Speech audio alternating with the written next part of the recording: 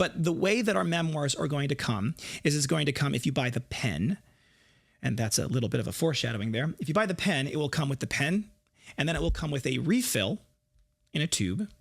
That's a gel refill. So it will come with the Parker Jotter refill inside it, and the spacers and the springs.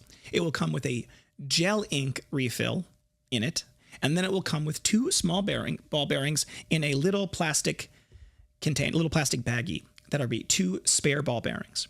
And it's that way on purpose. So what'll happen is this. It'll show up. It will come in a box, but the box will have this inside it. And you'll open it up, and you can pull out the pen, and you can pull out the refill. And let's say you wanted to switch it right away to the refill because you like that. All you need to do is grasp the front and the back and twist, and it comes apart in the center. And because it comes apart in the center, you can get access to the refill with the spring, and there's a spare spring inside it because the Jotter has a much longer front than the G2. So you need 2 springs to give it that same click, and behind it is a little spacer, and that little spacer takes up things. Now, if you look at it, there's a side with a nib on it, a little nub, and there's a flat side. The side with the nub, when you're using a Jotter refill, points towards the back clicker. That helps reduce friction, and there's actually a reason that the nub is there, and we'll go into that more at a future date. Something else is coming. But then all you need to do is take the refill out of the container, put the 1 spring on it, put that in, and put the top back on it. You can tighten it back down, and you're good to go with the gel refill. Now, let's say you wanted to take it apart to clean it or whatever. You can do so by taking and unscrewing the front and taking and removing the spring tension. I cannot emphasize it enough. The spring tension needs to be off the back clicker. Otherwise, it will launch across the room and the ball bearings will launch into ether and you will never find them. It is a huge problem. So you want to take that, and then you can either use the little baggie it comes with, or you can use a little piece of paper and you slide that underneath the clip itself so that it doesn't rod against the barrel, and you just twist it off as if you were going to twist it all the way off. Now, you want to twist it while applying backwards pressure as if you're keeping it on, right? So you want to twist it the wrong way but push it back, because what ends up happening is it reveals the ball bearings and the holes. Now, the way the clip is designed, if it is unthreaded but pushed all the way up to where you would start threading it, the ball bearings are retained. They will not come out. What I like to do is I like to put my thumb and my forefinger over the holes, and then you can pull the clip off, and the ball bearings stay where they're supposed to stay, and you can look at the clip, you can bend it back, and you do all the other things. So the clip comes off. Then what you want to do is you can carefully, while over something like a leather desk pad, a piece of paper, a towel, you can slowly pull the ball bearings out. And that leaves you with the back barrel. The back barrel has 2 holes at 180 degrees from each other. And you can see down the front of the barrel. And then you have the clicker. And the clicker obviously has 360-degree track in it, and it's got the little ceramic ball bearing spots that are embedded in place. And what you can do if you need to clean it, and by the way, you shouldn't need to clean it, but things happen, dust gets in it, time goes on. We want it to be obviously something you can take care of over time. I like to take a little Q-tip and then just run a little Q-tip along the inside of that track. I'll run a Q-tip down the inside of the barrel just to make sure there's nothing on that. And then to put it back together, all you have to do is you simply put the clicker back in, and then you line up the channel with the thing. I like to take and grab the ball bearings by literally pressing down with my forefinger on them. And once you press down on them, they will kind of stick to your finger for a second there, and you can line them up.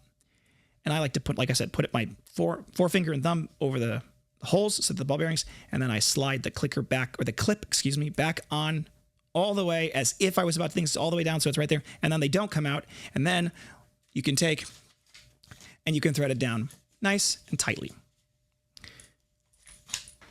And then it's all back together, right? And then you can reverse the process, and you can put the nub facing the clicker, and you can put the little, if you're using a Parker Jotter, you can put the Parker Jotter back on it, and then you've got the secondary spring in the front, and you can put it all together, and you can tighten it back down. So it comes in 5 individual pieces. Those are the pieces we make. And then obviously, like I said, it has the refills and the springs. We make the 5 pieces in-house: the spacer, the spacers, the front barrel, the back barrel, the clicker, and the clip. Those are the 5 pieces we make. Now, this would have been good enough. I would have been happy with this. But Merrill asked, should we do a pencil version? Can we do a pencil version? Because that's the thing people like, mechanical pencils. And that started us down a whole rabbit trail of the pencils. Now, lucky for us, there is a company out there called Schmidt that makes a mechanical pencil version for the jotter, for a refill for the jotter. So you could take it and you could put it. Now, what that means is that if you wanted to use the pencil, you could take the jotter out, you take both of the springs out, and what you do is you would take and use our spacers that we have designed specifically for this pencil insert. There is one cylindrical spacer that just literally looks like a flat cylinder. That goes in the back. And then on the front of the specific design is a little donut shape. And what you do is you take and you put the back spacer in place. You get that down on the bottom. And sometimes it doesn't want to quite go flat, right? So you got to kind of get it in place.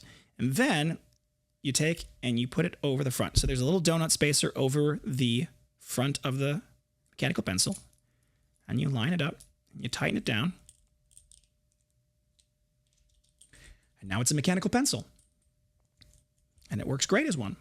It does not have an eraser. That is true. You'll have to bring your own eraser, but it works as an alternative to mechanical pencil. Now, we are offering these initially as pen or pencil, and we are offering conversion kits. So if you buy the pen and you decide later, you know what, I'd rather have the pencil, you can buy the pencil conversion kit. If you buy the pencil and you say, you know what, I'd rather this be a pen, we offer the pen conversion kit, and that'll allow you to swap back and forth between them. If you buy the pencil version initially, it will obviously not come with the spare refill because there's no spare refill for the pencil. It will instead come just with the Memoir as a pencil, and then it will have the spare ball bearings because we include two spare ball bearings in a little plastic dime bag that goes inside the case that it comes in, so that if/when you inevitably lose those ball bearings because for whatever reason they disappeared into the ether, and it has happened enough with the few prototypes that I have given to friends and family, that it's going to be something that we just expect to happen. And that's why we're including two spare ball bearings for you. Now, let's say you run through the two spare ball bearings and you don't have them anymore. We will also still have some, and we will be happy to help you. In fact, any of these pieces, spacers and whatnot, we will be happy to help. And we will sell alternatives and replacements and things like that. We will make it easy. We want to support this. Absolutely.